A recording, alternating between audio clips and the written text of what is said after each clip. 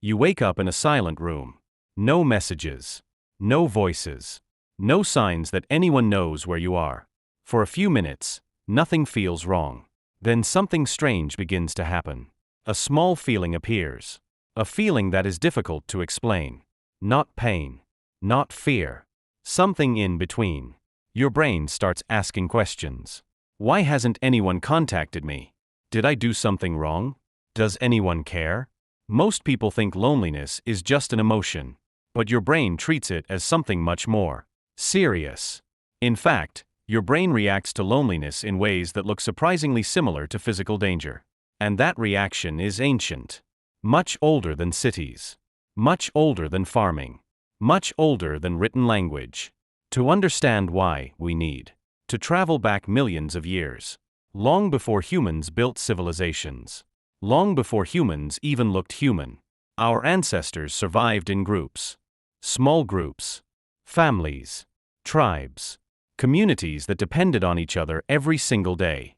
A lone human was vulnerable. Predators could attack. Food was harder to find. Injuries became life-threatening. A broken leg could become a death sentence. Being separated from the group was dangerous. Sometimes fatal. Natural selection noticed this problem. Over thousands of generations, individuals who stayed connected to their group survived more often. Their children survived more often too. Slowly, the human brain developed systems designed to keep people together. And one of those systems became LoneLine. Is not a flaw. It is an alarm. Just like hunger tells you to eat. Just like thirst tells you to drink. Loneliness tells you to reconnect. The feeling exists because isolation once threatened survival. But here is where things get strange. Your brain often cannot tell the difference between physical isolation and social isolation. You can be surrounded by people and still feel lonely. You can have hundreds of followers online and still feel lonely. Why? Because loneliness is not measuring how people are nearby. It is measuring whether meaningful social bonds exist. Researchers have spent decades studying this phenomenon. One of the most influential scientists was psychologist John Cacioppo. He devoted much of his career to understanding loneliness. His research revealed something surprising. People experiencing chronic loneliness showed changes throughout the body. Sleep quality often declined. Stress levels increased. Attention shifted toward potential threats. The brain became more alert, more defensive, more cautious, almost as if it believed danger was nearby. Why would loneliness create this response? Imagine you are an early human standing alone on a dark plain. No tribe, no protection, no warning if predators approach. In that situation, becoming more alert could increase your chances of survival. Could loneliness be activating an ancient emergency mode? Many scientists think so. Studies have found that social rejection can activate some of the same brain regions involved in physical pain. That sounds unbelievable, but it makes evolutionary sense. If separation from the group was dangerous, the brain needed a powerful way to discourage it. Pain gets attention, and social pain gets attention too. Think about the last time you felt excluded. Maybe friends ignored you. Maybe someone left you out. Maybe a message never received a reply.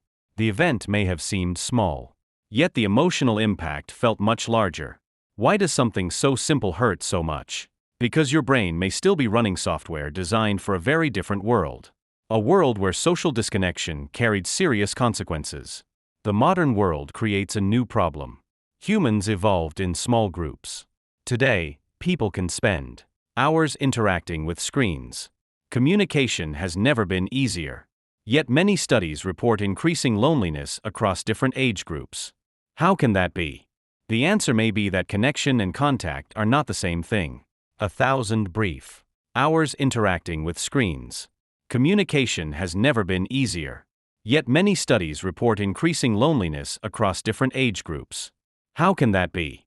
The answer may be that connection and contact are not the same thing. 1,000 brief interactions cannot always replace one meaningful relationship. Your brain evolved to recognize trust, support, belonging, shared experiences. Those signals helped our ancestors survive, and they still matter today. Even now, your brain is constantly scanning for signs of social safety. A smile, A conversation. a trusted friend, a family member who listens. Small moments can have surprisingly large effects. They tell the brain that the group still exists. That support is available. That survival does not have to be faced alone. The feeling of loneliness is uncomfortable for a reason. It is a message, a signal created by millions of years of evolution, a reminder that humans were never designed to thrive in complete isolation. And perhaps the strangest part is this: the emotion that feels like weakness was actually built for survival. Your brain hates being alone because, for most of human history, being alone was one of the most dangerous situations imaginable.